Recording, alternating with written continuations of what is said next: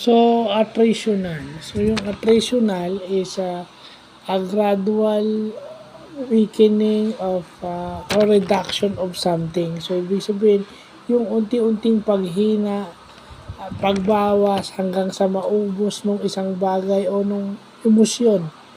Halimbawa, sinasabi dito pag nanonood tayo ng basketball, sinasabi dito yung mga nag-cover ng laro, war of attrition. Ibig sabihin, ah, dahan-dahan na dahang susuko sa laro dahil sa pagod.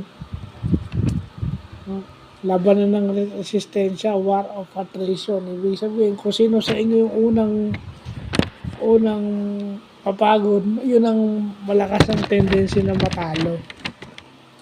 Okay? Gradual weakening or reduction of something. Sa English yon.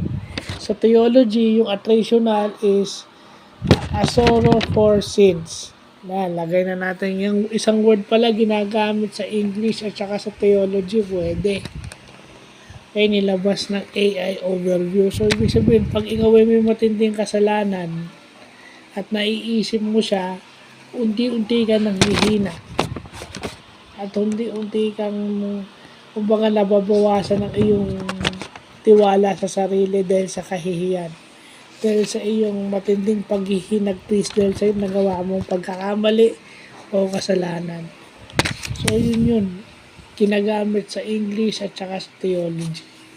So, yun. Mabutit may nalalaman tayong mga ganyang bagay. Kasi, yung attritional na yun, pwede natin gamitin, pwedeng nag-cause sa inyo ng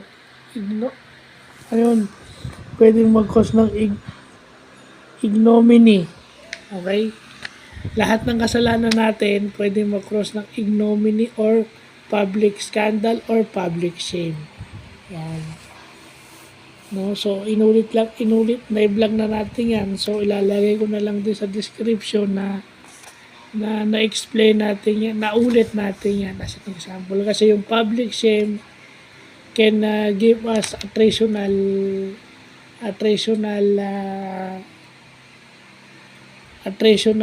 can cause us into an attritional state. Unti-unti tayo mamamatay when used in theology. So, yun yung magagandang bagay na natututunan natin. Yung isang word pwedeng gamitin sa English at saka sa theology. At kapag banggit pa tayo nung naulit pa natin yung vlog natin, yung ignominy. So, yun lang. Maganda. Wednesday may natututunan tayong ganyan. So, yun lang po.